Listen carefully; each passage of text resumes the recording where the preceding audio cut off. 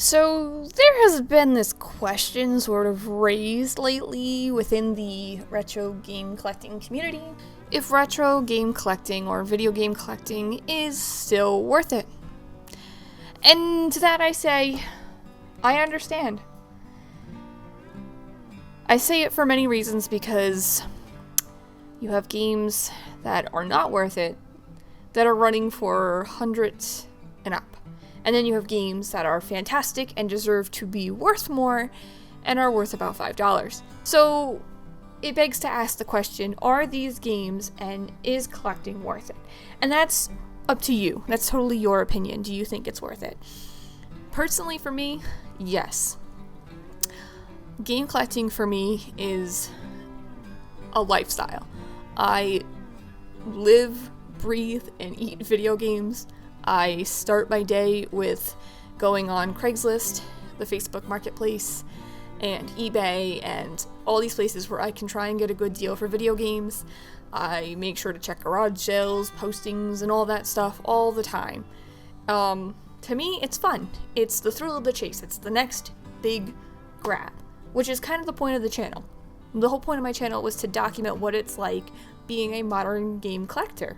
Back in November of 2019, when I started my channel, I wanted to have Animal Crossing for the GameCube, but I refused to pay $30 for it.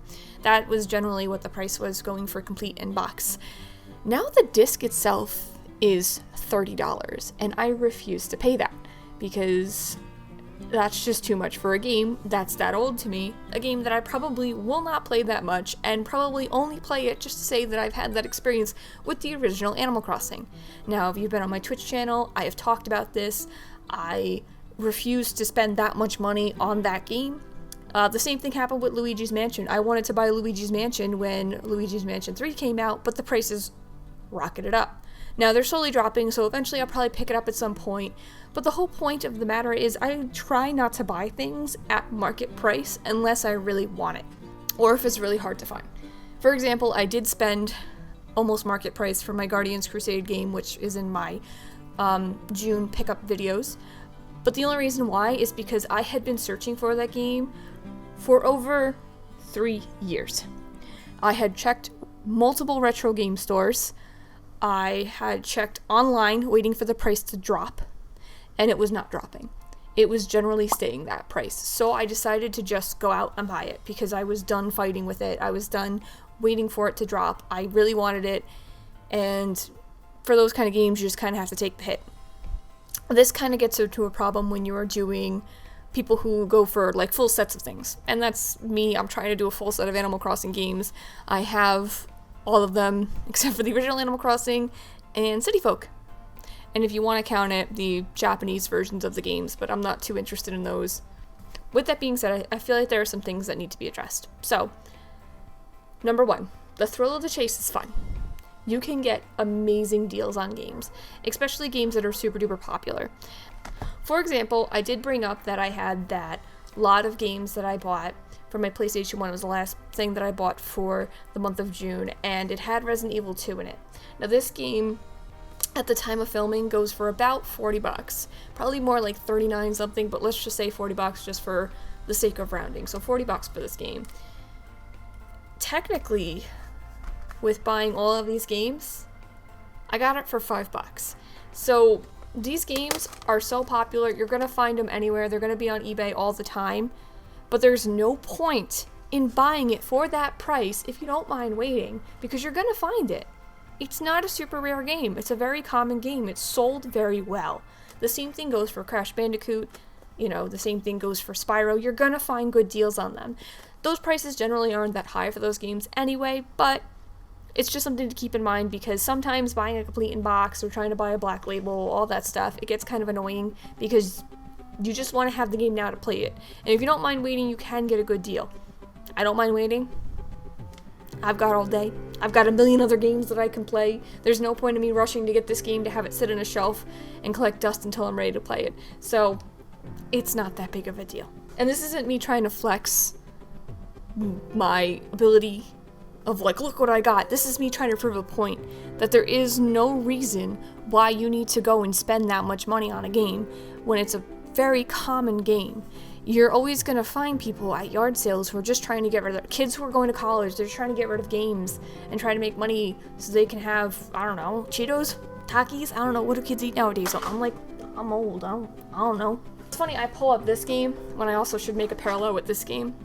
The reason why I'm holding these two up at the same time is because they had remakes.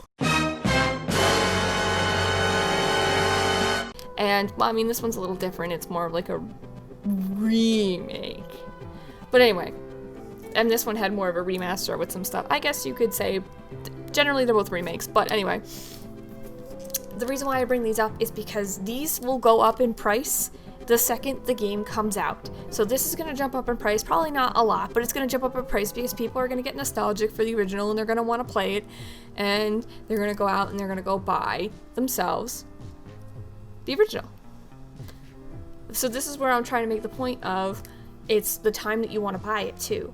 It makes a huge difference. It's the supply and demand. It's basic supply and demand. You wouldn't think that it would apply to retro games, but it totally does. Totally does. Is it silly? Absolutely. But does it matter? No.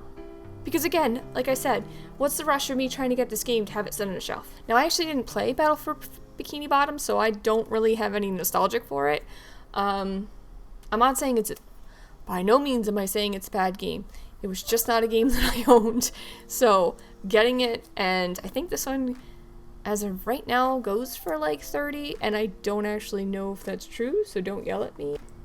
Yeah, okay, so this one I put up in mine under price charting for greatest hits, as in, for greatest hits is like 22, but if you have it for Xbox, and again, this systems matter too with these ones.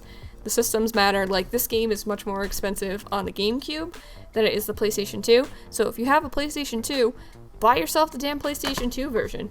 Why are you going to spend the money just to have the label of having it for that system? I mean, I personally prefer PlayStation anyway. I never owned a GameCube until just a couple months ago, so there's no point in me buying GameCube stuff. At least right now, unless I want to build up my collection. So these are questions that have been posed, especially from people who have huge game collections. Is it still worth it? And I'm going to say yes. I'm going to say there's a context for everything. And it's definitely something that, is a problem within retro game collecting, is you have these price hikes and price gouging. Another example, because of COVID, is the whole Switch problem and the Ring Fit Adventures. And it's gone. I refuse to pay over $80 for that game. It's a brand new game. There's no reason why I should be paying $120 for it, and Nintendo has said that they're going to come out with more. And they continue to come out with more, and it just sells out right away, and now people are starting to buy it less, and the prices are going down. I'm going to wait for it to be in Target again. I'm not going to spend that money. It doesn't make sense to me to spend that. On occasion, for convenience, to spend $10 over what it is just to get it on the spot, I totally understand. I've done it. I'd be lying if I said I didn't. But for every single game, for every single price hike, it's just silly. It's absolutely silly. And like I said, it's a common game. These are common games. They're going to pop up again. Animal Crossing sold very well in the US. It's going to come back. Same thing with Luigi's Mansion. It was another one that sold very well. I remember it being at the kiosk, playing on the kiosk, but never actually owning it, and playing it at a friend's house. So these are things that are not really that big of a deal. You don't get them right now, you get them later.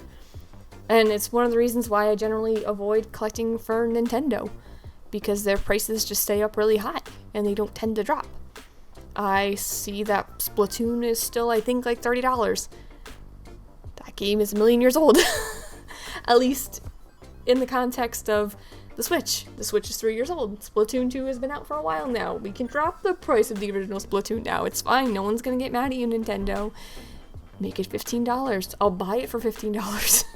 I don't know, this is just, I saw a couple videos because like I said, my life revolves around game collecting. Pretty much, if I'm not looking at buying used games, I am watching other people talk and discuss and all that stuff about used games. And I saw a reoccurring theme recently of just like these collectors saying that they're kind of done collecting because they just can't keep up with the market and it's saturated and all that stuff. And Part of it depends where you live, I'm sure. I'm sure that has a part of it. Like where I live, there's not a lot of retro game stores around. There are some. I'm not gonna say there's none, but there's not like in Seattle where there's one every 2 feet, you know? So, I mean, you do have to travel, but that's just anywhere, you know, I feel. That's another thing, you know, are you willing to drive to get to places? Are you willing to, you know, are you willing to work to get those games? Are you willing to wait? And I feel like in this world, in this day and age, we don't have that patience sometimes. Sometimes we have that, I need it now. And I definitely fall in those categories of, I need it now. I can't wait. I need my games. And yeah, that's pretty much it. I don't know. I guess at this point, we turned the subject over to you guys. What do you think? Do you think that collecting for these older systems is worth it? Especially with all of the games that are kind of being, I don't know, put onto older systems. You can find them online. You can find digital versions online. Like, do you think it's worth it? Is physical media not as important as it once was? I mean, this is a discussion that has so many layers that you could talk about for days, you know, and I think that's kind of interesting. And I don't know, would you like more videos like this where I kind of talk about current topics happening within the retro game community? This is a problem, though. The people not finding that drive to collect anymore, I feel it could be a problem. Not for me. I'm still gonna collect. I'll probably be 90 years old on my deathbed like, I need to get another copy of Pokemon Silver from my Game Boy that I'm never gonna play even though I already have like 3. But yeah, that's pretty much it for the video. Make sure to like and subscribe and leave a comment. Let me know what you think. Tell me, you know, what's your opinion on this matter.